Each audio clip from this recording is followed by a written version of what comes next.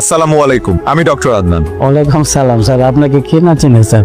আপনাকে দেখে তো বেশ সুস্থ মনে হচ্ছে। কি সমস্যা আপনার? আল্লাহর রহমতে আপনার চিকিৎসা আমি সম্পূর্ণ সুস্থ স্যার।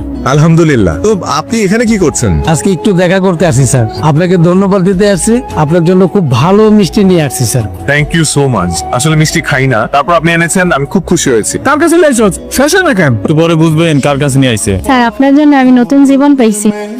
স্যার আপনি পা ধরে সালাম করতে চাই। না না প্লিজ এগুলো করবেন না প্লিজ। দেখুন আমি একজন ডক্টর, একজন সেবক, আপনাদের সেবা করা আমার কর্তব্য। ডাক্তার সাহেব, আমি এখন তাহলে কি ওষুধ খাবো? আপনাকে আপাতত কোনো ওষুধ খেতে হবে না। আপনার যেটা করতে হবে সেটা হচ্ছে মানে আপনার জীবন যাপন চেঞ্জ করতে হবে। আপনারা জানেন একজন রোগী সুস্থতার পিছনে তার সবচেয়ে বড় ভূমিকা কি? জানি ম্যাডাম, মনোবল। Very good. ওনার পেশাটা মাপতো। কি অবস্থা এখন আপনার ছেলের? খাওয়া দাওয়া ঠিক মতো করে? রিপোর্টও ভালো। এই তুমি ফাইলটা মাপতো। কি অবস্থা চাচা, কেমন আছেন? শ্বাস নিতে কষ্ট হয়?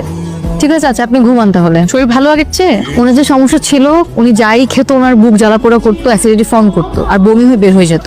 এটাকে মেডিকেল টার্মে কি বলে? Gastrointestinal disease. The clinical symptoms of this disease are abdominal pain, repeated diarrhea. আমার কথা তাহলে তোমার মনেও পড়ে? তোমার কি মনে হয় মনে পড়ে না? মনে পড়ে না। পেশেন্ট দেখতে আসছিলে নিশ্চয়ই, হুট করে আমার সাথে দেখা হয়ে গেল। তার মানে তুমি কি বলতে চাও প্রফেশনাল লাইফের বাইরে আমার পার্সোনাল লাইফ বলে কিছু নেই? তোমার সাথে পরিচয় হওয়ার পর থেকে তো তাই দেখে আসছি। ম্যাডাম, তাহলে আমাদের প্রেম হলো কিভাবে বলেন তো? ভুলে গেছেন? গ্রুপ স্টাডি করতে করতে, নোটস শেয়ার করতে করতে আর স্কেলেটন নিয়ে পড়াশোনা করতে করতে। এবার মনে পড়েছে? হিউম্যান সাইকোলজি আপনি খুব ভালো বুঝলেও হিউম্যান বডি পার্টস আপনি একটু কম বোঝেন। নাহলে এত রাগ অভিমান করতেন না। ম্যাডাম, এত রাগ অভিমান করা হার্টের জন্য ক্ষতিকর। হার্টে প্রেসার পড়ে। আমার হার্ট নিয়ে আপনার এত ভাবতে হবে না, আপনি আপনার পেশেন্টের হার্ট নিয়ে ভাবে। সারা, আমাদের প্রফেশনটাই তো এরকম। আমরা বেঁচে থাকি অন্যকে বাঁচিয়ে রাখার জন্য। এই যে মানুষগুলো অসুস্থ হলে সবকিছু ছেড়ে ছুড়ে আমাদের কাছে চলে আসে আমাদের ভরসা করে, আর আমরা আমাদের সময়, জীবন, স্বপ্ন সবকিছু ত্যাগ করে তাদেরকে সুস্থ করে তুলি। এটা আমাদের দায়িত্ব না, কর্তব্য না? আন্দান, আমি জানি তুমি তোমার প্রফেশনে কতটা ডেডিকেটেড, এটা আমার চেয়ে ভালো আর কেউ জানে না। I always feel proud of you. আমার আর কিচ্ছু লাগবে না, আমাকে শুধু ভালোবাসলেই চলবে, বাকিটা আমি সামনে নিব। চলো। আদনান, এ সপ্তাহে কোথায় যাচ্ছ?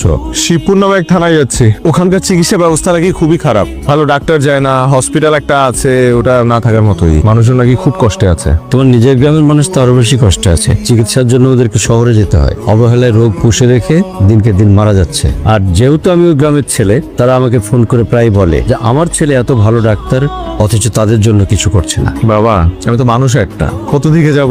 সপ্তাহে 6 দিন হসপিটালে ডিউটি করি, একদিন ছুটি পাই। সেই একদিনও আমি বিভিন্ন জেলায় ঘুরে বেড়াই সুবিধা বঞ্চিত মানুষদের সেবা দেওয়ার জন্য। তুই কথা বলতে বাবা, আমি তো শুধুমাত্র আমার গ্রামের মানুষদের জন্য ডক্টর হইনি, আমি আমার সামর্থ্য অনুযায়ী দেশের মানুষদের সেবা করে যেতে চাই। তারপরে বাবা, তুমি যেহেতু